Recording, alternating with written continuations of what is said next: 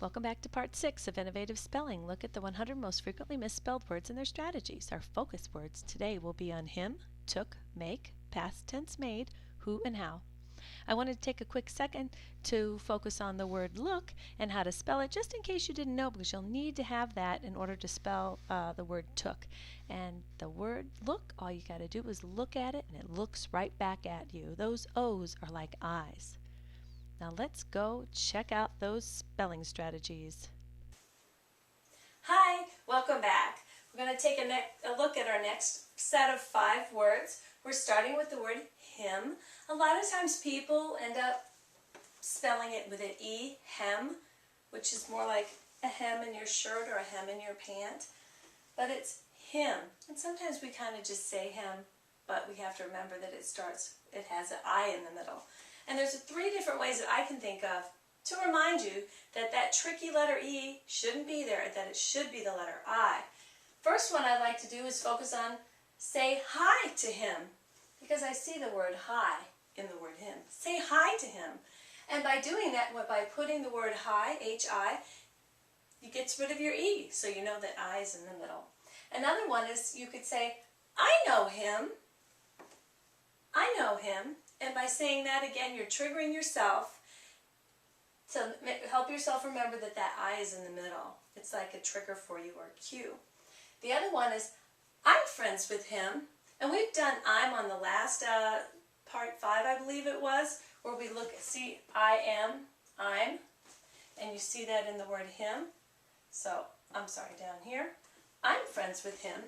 So those are 3 different ways that should help you, or strategies to help you remember how to spell him and get rid of that E if you're one of those people who spell it with an E sometimes. I know I used to do that.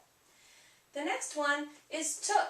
A lot of times people, when they spell took, they spell it like this, T-O-K-E, or they spell it like this, talk, T-O-C-K, which I can kind of understand because the K sound at the end of the word could be a C-K, not really sure. But what I find is that most people know how to spell look and book, one or the other or both. And so by connecting it, just like I was talking about on the previous video that I posted, connecting with things you already know can help you cement it so that you remember things by making all these connections. So we look at the words look and book, and I took a look at a book. I took a look at a book. And by saying that helps you know look and book, O-O-K, and then you have the word took, starts with a T. And you can make it into one of those kind of morphs like we did last time. Morphs are the most fun. If you know how to spell look, you can easily just add a line and make it into took. If you're somebody like me who kind of spelled it like this, talk, when you're going back, remember you got to stop, think, and apply, and you proof your work, and you go, oh, that's a CK. Well, I'll just make that C into an O. Again, took. Little things like that, connecting to what you already know, because you're smart. Moving on to make. A lot of times for make, people spell it again, they think CK, like took. They spell it Mac, or they forget the silent E at the end altogether. If that's the case, well, let me say this. I have trouble trying to figure out a strategy for make. Maybe you have one and you could let me know what it is, because I don't really have one. What I have to do is then, again, go to another word that I already know, which is made. Most, I find, students seem to know how to spell made, but even if you don't, here's a way to help you remember how to spell made. They made me mad. I see the word mad in the word made. They made me mad. So what we do is we learn how to do mad, make it into made. And if you already know how to spell made, great. Because to spell make, when you're checking yourself, again, you could do a little morphing. You just take off that circle and make it into a K. Make. So that's another little fun one. The last one, these 2 get mixed up commonly together, the who and the how. Kind of like eat and ate, which I talked about, I believe it was in part 5, the last one.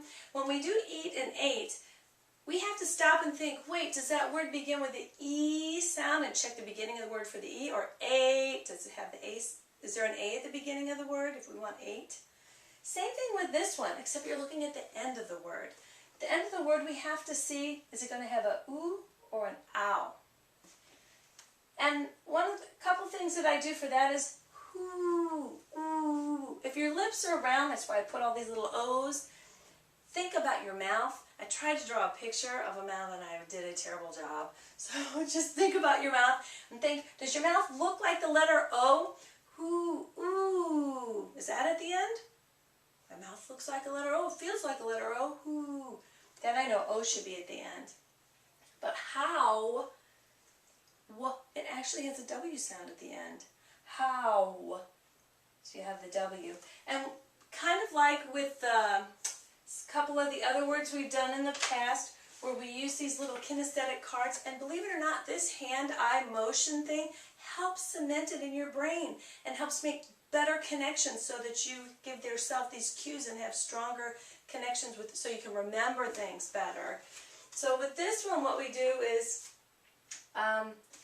we use the card. You can do it as a class or in pairs or small groups, and somebody will say who or how, and the other people have to know where to put the card at the beginning or the end of the word.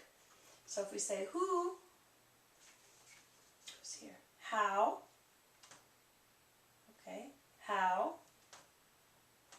who, something like that. And you also see the word ho, ho, ho in there. If you follow St. Nick or Santa Claus, you have that you might be able to focus on too. You come up with your strategy that way.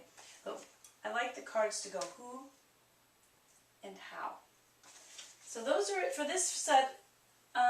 Don't forget to create your own, share them with your friends, and I'll see you next time.